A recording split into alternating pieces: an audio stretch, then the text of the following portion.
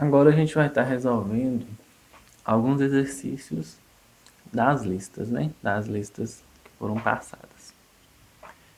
Esses aqui é para a gente determinar o domínio dessas funções. Lembrando que sempre quando a gente tiver somente uma função afim, o domínio dela vai ser sempre os números reais.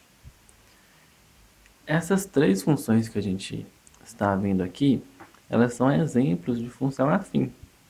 Então a gente não tem restrição alguma para o valor de x. O x ele pode assumir qualquer valor, então qualquer valor real. Então o domínio aqui está sendo real. Essa última função aqui, talvez pode estar dando alguma dúvida, mas a gente pode escrever essa função também como meio vezes x mais 3. Então aqui a gente tem o a, que é meio, o x mais o b, que é 3. Então também é um exemplo de função afim. Então todas essas três, elas vão ter domínio igual aos números reais. Beleza? Sempre que for uma função afim, o domínio dela vai ser os números reais. Agora tem essa outra função aqui, que é 4 sobre x mais 5. Essa função já não é uma função afim, porque a gente tem o x na parte de baixo, no denominador de uma fração. Então, sempre que a gente tiver fração, a gente vai tomar o cuidado de a parte de baixo nunca pode ser zero, porque eu não vou conseguir dividir um número por zero. Então, essa parte de baixo sempre tem que ser diferente de zero. Pode ser qualquer outro valor, desde que não seja zero. Então, qual vai ser o domínio dessa função? O domínio vai ser os números reais diferente de zero. A gente pode colocar um asteriscozinho aqui nos números reais, que a gente está excluindo zero. Ou a gente pode colocar também que é x pertence aos números reais, tal que x ele é diferente de zero. Então, toda vez que a gente tiver uma fração, a gente tem que tomar o cuidado para o denominador não ser zero. Vamos para uns outros exemplos aqui, que nem essa função. Nesta função, x menos 2 dividido por x menos 5. A gente vai tomar o mesmo cuidado. A parte de cima da fração, que é o numerador, a gente não tem restrição nenhuma para ela.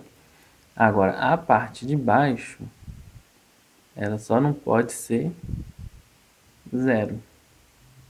Então, a gente consegue resolver isso aqui de que jeito? X menos 5 tem que ser diferente de zero. Então, x tem que ser diferente. Passo menos 5 para o outro lado. Vai passar 5.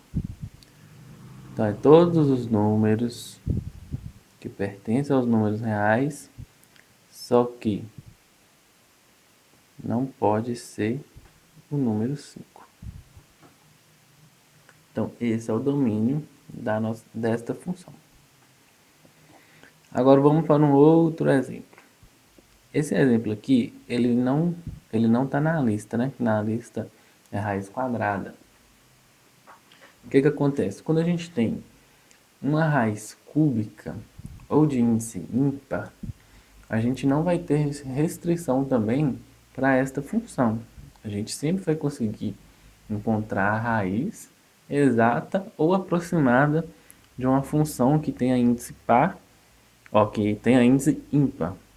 Por exemplo, nessa função, o índice dela é 3. 3 é ímpar, então o domínio dessa função vai ser os números reais também. Agora, nesta outra função aqui, já é diferente. Primeira coisa que a gente tem que olhar é o quê? A gente tem uma raiz. Uma raiz de índice par, aqui o índice é 2. Se eu tenho uma raiz de índice par, a gente tem que tomar cuidado porque tudo que tiver dentro dessa raiz tem que ser maior ou igual a zero, para a gente conseguir extrair essa raiz. E também essa função ela é uma fração. Então a gente tem que tomar cuidado para que na parte de baixo não ser zero. Então tem que ser um número diferente de zero. Então a gente vai resolver essa parte de cima. Vai ficar de que jeito? 2x mais 1 tem que ser maior ou igual a zero.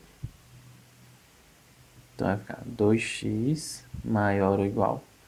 Aqui está mais 1, vou passar ele para cá, menos 1. X maior ou igual. O 2 está aqui multiplicando, vou passar ele para cá, dividindo. Então o x na parte de cima aqui, o valor de x tem que ser maior do que menos meio.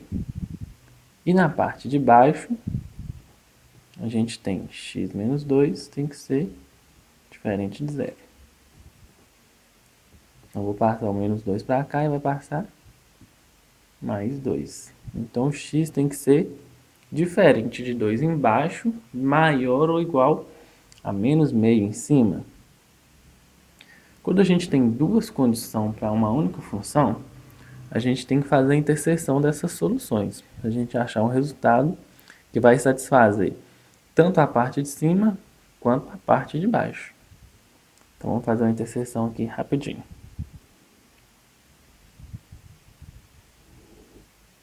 Aí a gente tem que colocar na ordem.